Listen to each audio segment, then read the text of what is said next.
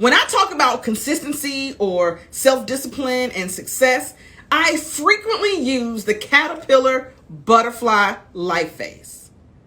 I use the butterfly to symbolize the outcome of consistency and self-discipline and success. That it's the outcome. That the butterfly symbolizes the outcome. The caterpillar is the one who is stressed, off-balanced, in darkness, and crushed. The caterpillar is the one that's going through transformation and growth. The caterpillar is the example of nothing is constant but change. You see, although what is happening to the caterpillar is life-changing.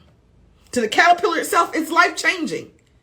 To the rest of the world, that is unfazed or they don't even notice. Imagine this with me for 1 minute. Just imagine that you are a young caterpillar, that you're in school. You're being taught that there are bigger and better things out there for you, that the world is yours, that today you might be on the ground, but soon you will be flying in the air. Now, some of your caterpillar classmates are skeptical. They think that this teacher doesn't know what they're talking about, that in the air, please, impossible for a caterpillar. But a few of your classmates, like you, are excited on what the future can be. And according to this teacher, all you have to do is spin into a cocoon and stay in there for a little while, and a new world awaits. This makes you excited. Plus, you love to spin. So this sounds perfect for you. When do you sign up? And when do I start? You ask the teacher.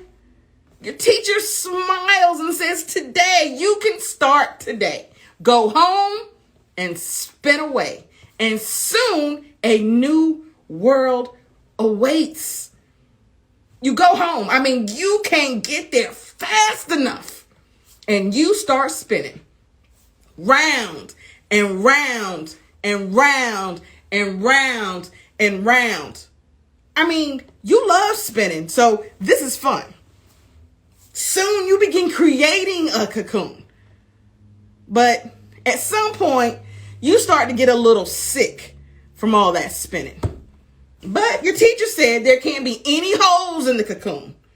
So you keep spinning. Finally, no holes in the cocoon. You're a little sick from all that spinning, but you're okay. But now you realize it's dark in the cocoon because there are no holes for the light to shine in. You start to wonder, did I do it right? Maybe I did something wrong. And then all of a sudden, you begin to go through something. Your body is hurting. It's changing.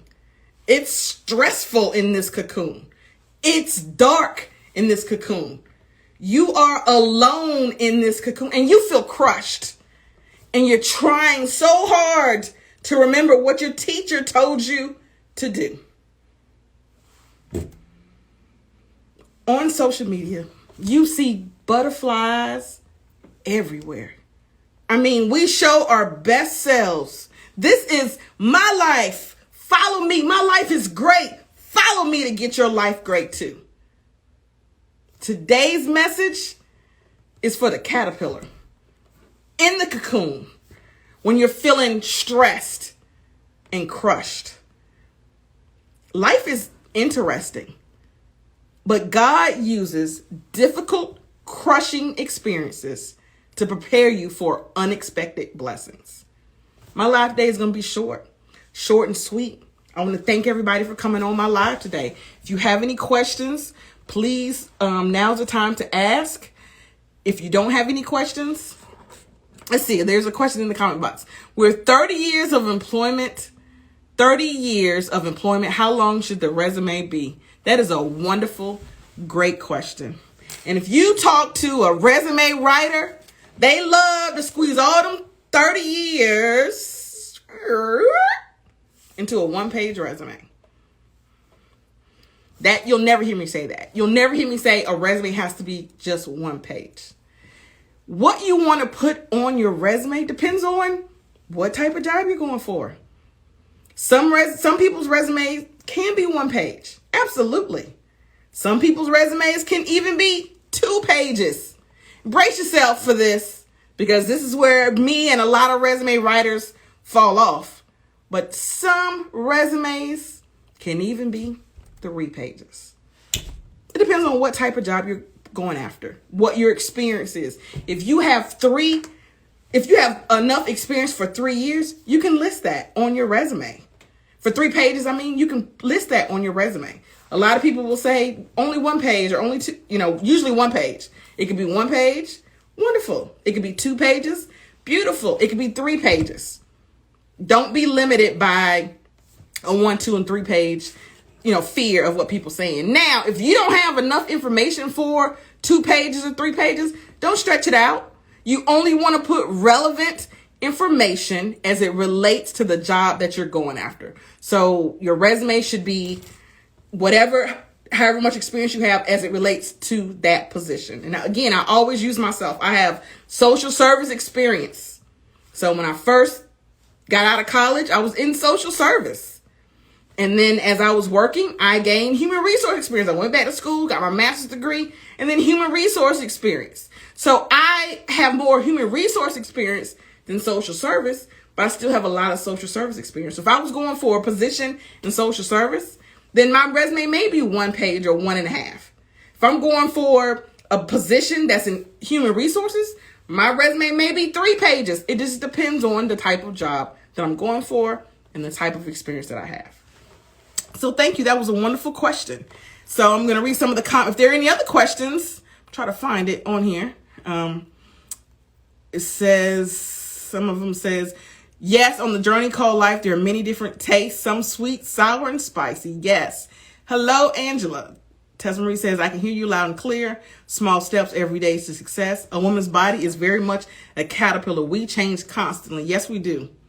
Thanks, Belinda. Love your caterpillar crushing story. Funny squeezing the experience in 1 page. Right. Love that answer. Thank you. Thank you. Again, today will be a short live. My lives recently have been short, and I know I haven't been consistent, which is what I said earlier today when I first got on, that I may not go every Wednesday, especially in April. I will probably pick that back up in May or June, but the rest of this month, I probably won't go every Wednesday. So I will announce on my stories if I'll be going live or not, so that you'll know if you're interested in following. But I do have a sitting in the hot seat guest in April. So I do have one brave soul that's going to get on sitting in the hot seat. I'll announce that a little bit later. She's going to take her chances and sitting in the hot seat, and I'm ready. I'm ready for her. So if you want to sit in the hot seat, take a chance. On the last week or the week before, I had the one and only Mr. Glenn Lundy. He took his chances of sitting in the hot seat. He did a good job. So sitting in the hot seat is always still here available. I wish your ball comes back together. Thank you. Thank you. I appreciate that. That's all I can say is I appreciate that. I want to thank you all for coming on my live today. Hope to see you on the next live.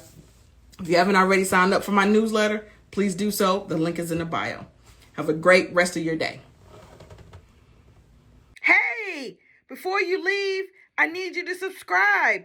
We need more rocket stars to land their dream job. Subscribe.